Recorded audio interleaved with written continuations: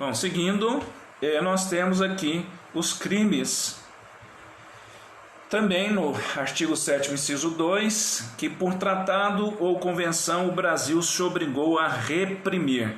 O Brasil tem subscrito diversos tratados internacionais de combate a algumas modalidades de crimes que têm interesse no âmbito internacional, em âmbito mundial. Por exemplo, o tráfico de drogas, de órgãos, de armas, tráfico de pessoas, tráfico de mulheres para escravização sexual, a lavagem de dinheiros. Então nós temos aí uma série de delitos que o Brasil obrigou a reprimir. Os crimes praticados por brasileiro, crimes que brasileiros foram lá fora e praticaram, né? Isso é o princípio da nacionalidade. É quando, por exemplo, o cidadão mata alguém lá fora e vem para o Brasil. Se ele vier para o Brasil, ele vai ser submetido à lei penal brasileira. Se ele não vier, talvez ele possa ser trazido. Seja como for, praticou um crime lá fora, né? Esse crime, chegando ao conhecimento das autoridades policiais e judiciárias brasileiras, será objeto de apuração e punição do seu responsável.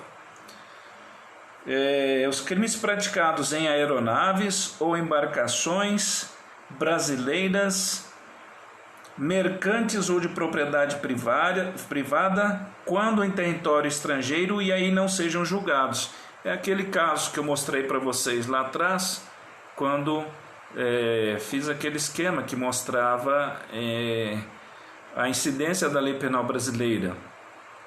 Chega lá fora, um brasileiro pratica um crime numa embarcação ou numa aeronave brasileira, de bandeira brasileira, de propriedade privada ou mercante, e lá não é julgado. Aí incide a lei penal brasileira. Muito bem, então nós temos aí aquilo que é a regência dos crimes que são praticados fora do país, nos quais haverá incidência da lei penal brasileira. Mas, para que isso aconteça, nós temos o seguinte: naquelas hipóteses de crimes praticados contra a vida do presidente, dos funcionários públicos contra a administração pública, enfim, de genocídio, nesses casos, a regência se dá pelo parágrafo 1º, e que diz o seguinte: nos casos do inciso 1, o agente é punido segundo a lei brasileira, ainda que absolvido ou condenado no estrangeiro.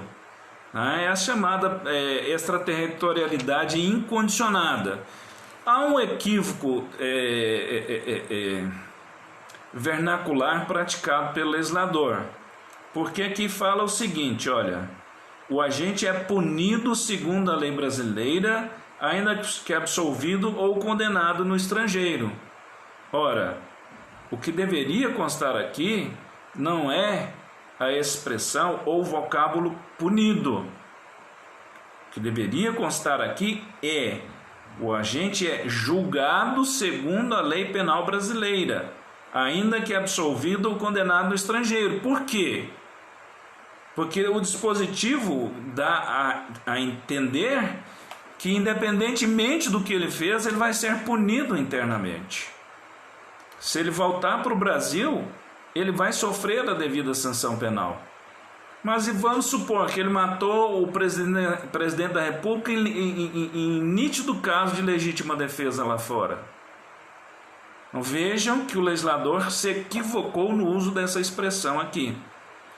No parágrafo 2º, quer dizer, faz expressa referência ao inciso 2 lá do caput, que são aqueles crimes que, por tratado ou convenção, o Brasil se obrigou a reprimir, praticados por brasileiros lá fora, né?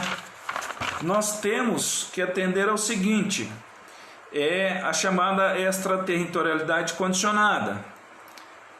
Por isso é que diz lá, ó, nos casos do inciso 2, a aplicação da lei brasileira depende do concurso das seguintes condições.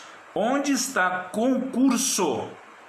Compreenda o seguinte: é indispensável que todas essas condições estejam presentes. Todas e cada uma delas. Nenhuma delas pode ser dispensada. Nenhuma delas pode ser excluída para efeito da incidência da lei penal brasileira. E elas são as seguintes: entrar o agente no território nacional. Eu pratiquei o crime lá fora e voltei para o Brasil. Besta de mim, né? Mas eu resolvi voltar. Estou com o ventilador ligado aqui, porque eu não sei ligar o ar-condicionado do quarto da minha filha e ele fica me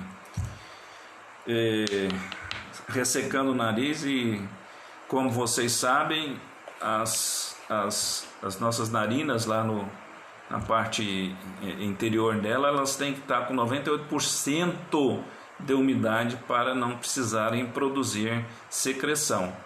Como o vento seca muito, elas começam a produzir secreção e aí ela vai na garganta e dá a tosse na gente. É por isso que eu estou tossindo. Tudo bem. Quais são as condições que devem ser atendidas? Primeira, nós já vimos, ele entrar no território nacional. Segunda, ser o fato punível também no país em que foi praticado. O fato é punível no Brasil. Sim, mas e no país que aconteceu o comportamento, ele é punível? Não, não é. Então, não existe hipótese para ser aplicado ao caso.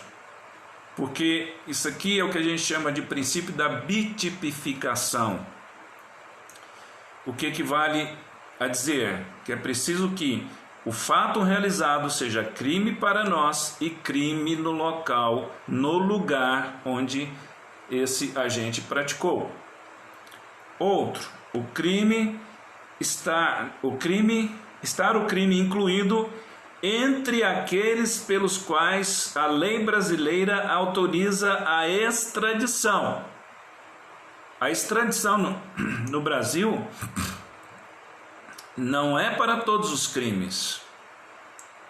Então, se alguém comete um crime, se o estrangeiro comete um crime lá no país dele, vem para o Brasil e a justiça estrangeira pede o repatriamento dele, a extradição dele daqui para lá, ela só vai ocorrer se a lei brasileira, na espécie, permitir a extradição por força daquele crime.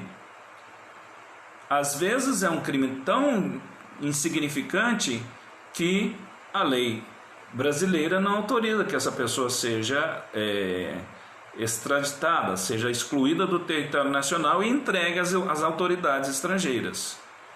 Então, para que haja também essa possibilidade, é indispensável que o crime esteja entre aqueles que a lei brasileira autoriza a extradição. Se não for, ele não vai ser objeto de punição, né? Outro, não ter o agente sido absolvido no estrangeiro, não ter sido agente absolvido no estrangeiro ou não ter aí cumprido a pena. Não ter sido agente absolvido no estrangeiro ou não ter aí cumprido a pena. Ou seja, se ele foi condenado lá,